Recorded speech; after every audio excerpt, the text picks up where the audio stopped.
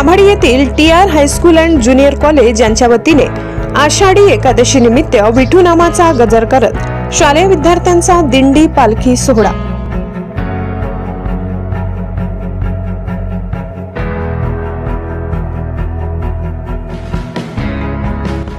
शालेय विद्यार्थ्यांच्या पारंपरिक मराठी वेशभूषेने लक्ष वेधून घेतले।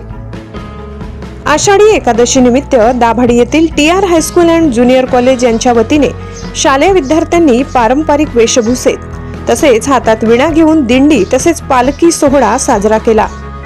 विठू नामाचा गजर करत लेझिमच्या तालावर विद्यार्थ्यांनी नृत्य करत पालखी सोहळ्याचा आनंद घेतला।